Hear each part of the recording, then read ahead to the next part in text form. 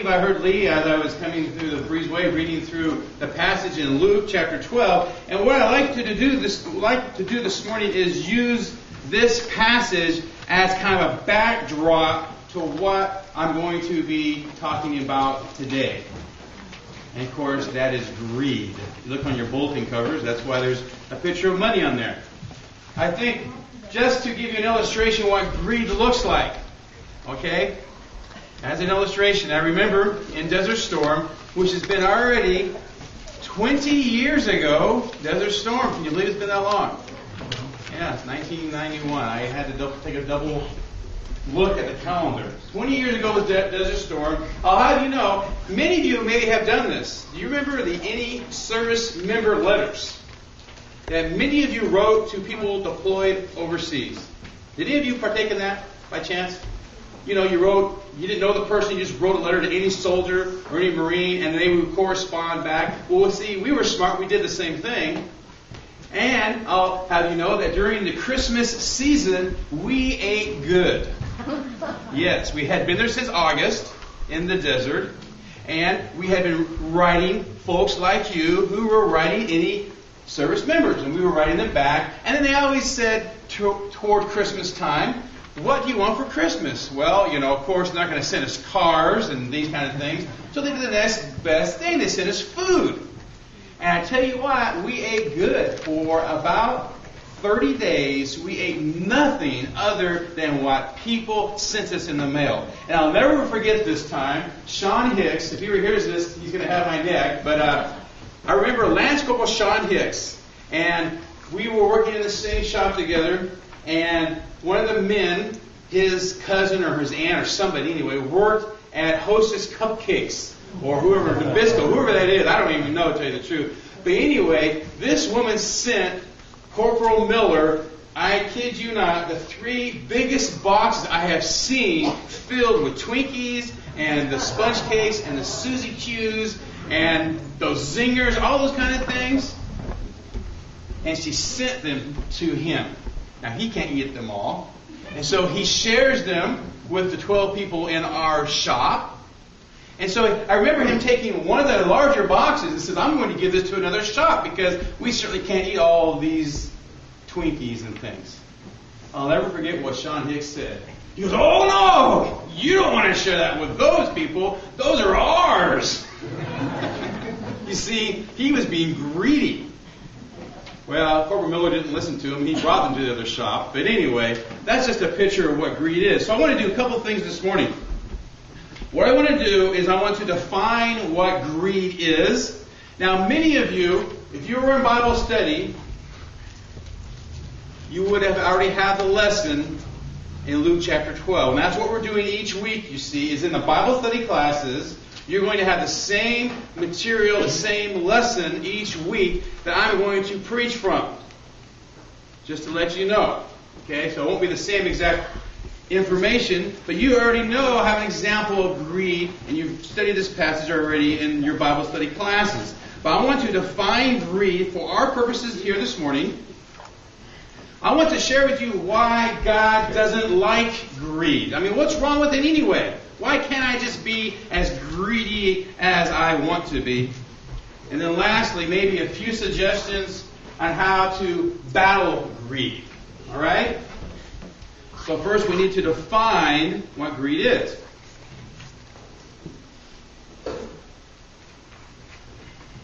And this is what I have. Greed is an insatiable and inordinate affection for far more than one needs. Okay? I will repeat that.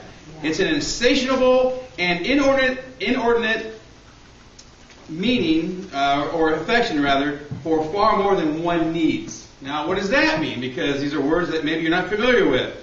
Anything that controls your life for the want of something other than what God desires for you. Anything in your life you want more than what God desires for your life.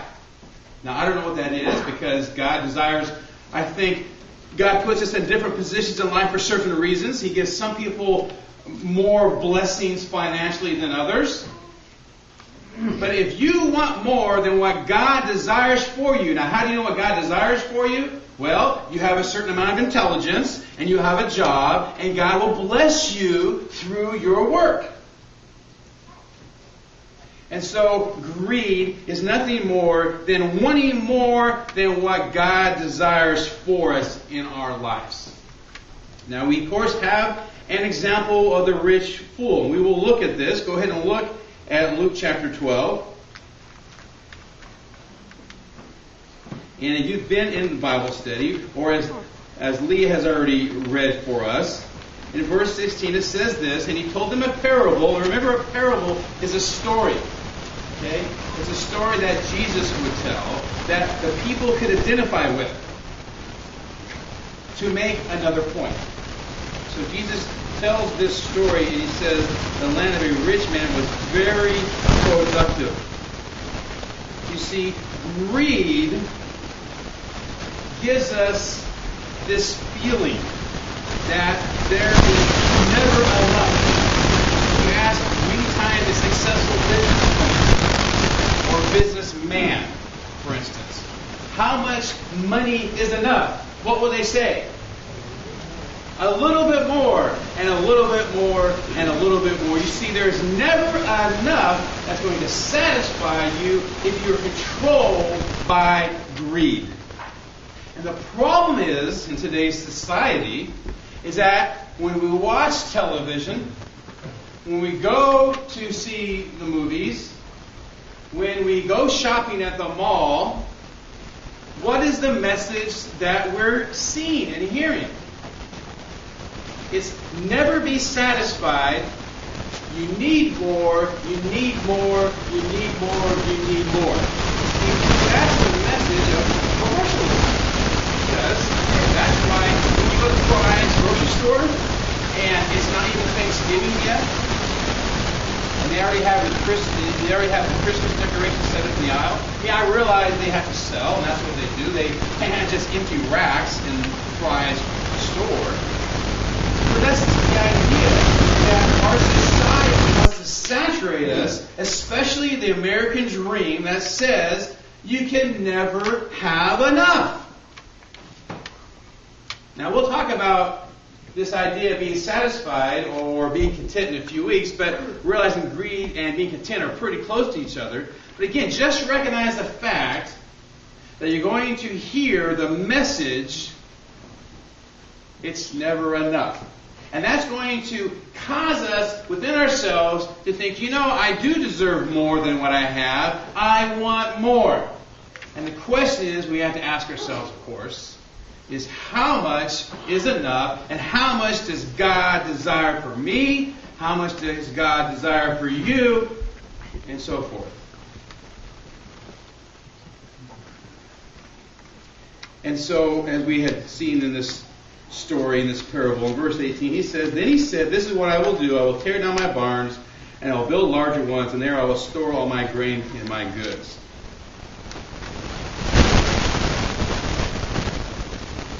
Another way to define greed, or actually probably another way of saying it, would be it's self-centeredness. It's a self-centeredness that's all about me. If you look at this passage, you'll notice in verse 18, in verse 17 and 18, how many times the word I is used. Now I counted up, unless I don't know how to count very well, I'll count it 6 times. The man says this, what shall I do? I have no place to store my crops. And it says, this is what I will do. I will tear down my barns, and there I will store all my grain and my goods, and I will say to my soul, Soul, you have many goods laid up for many years to come. But I want you to recognize, you're sitting here and you're thinking, I don't have very much money, so I don't have to worry about greed. Recognize that greed does not depend upon how much money you have.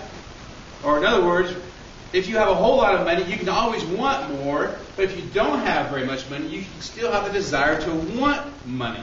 So in other words, you have 10 cents in your pocket, you can still want 20. Or you might have $20 million in your pocket, you might want $30 million. But recognize this also, that this self-centeredness that greed causes is not just about money. We can be greedy about other things than money. Now, I wanted to share with you a couple different passages, and make note of these and read them later if you wish. Habakkuk 2:5 says this, "Furthermore, wine betrays the haughty man, so that he does not stay at home. He enlarges his appetite like Sheol," which is hell, the place of the dead, "and he, like death, is never satisfied. He also gathers to himself all nations and collects to himself all peoples." I was talking to our treasurer this last week. He was over in Germany for a couple of years. He was in the army, and he was stationed in Hitler, one of the old headquarters of Hitler. Now, if you're old enough to remember World War II, if you don't, I'm sure you studied about this in your history books. Hitler wanted to take over the world. He was greedy. He wanted everything. He wanted ultimate power, position, and authority. So greed is not just about money. It also can be about power. Remember, another example, remember in the Garden of Eden.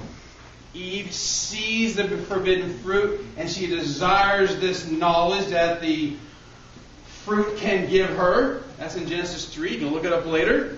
And she is greedy for this knowledge, greedy for what Satan has tempted her with. Remember Lot.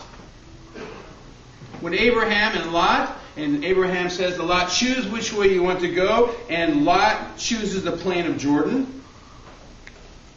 You see, he wanted land. He wanted to have a better land. Do you remember David and Bathsheba? David goes out, the king of Israel, who has everything his heart could desire, and he looks out and he sees a woman with no clothes on and says, "I want her," and he sends off for her. That's greed. So these are just a couple examples. And again, recognize there are probably areas that I haven't mentioned. But remember the definition of greed. It's this idea of anything that controls us, or we're controlled by this thing, or desire for something that is more than what God desires for us, or even more than what we need to accomplish God's will in our lives. So why doesn't God like greed? I mean, hey, why not? You know, too many people think that God wants to take away from us the most pleasurable things of life. So really, what's so bad about being greedy? Well, I've already mentioned this idea of self-centeredness. And that's the first problem. The problem with greed is it leads to self-centeredness. Imagine a circle. And in the circle you have the letter I. That stands for me. I. And the world revolves around I. It revolves around me. Just much as the rich man said I so many times. When he was contemplating, God has blessed me, what should I do? Well, he didn't say God has blessed me, but he says, I've had a very productive year, and what shall I do? I. Self-centeredness. Go to a 2-year-old. And go to that 2-year-old and say, "May I have your candy, please? May I take your toy? Mine." Have you seen kids in the nursery?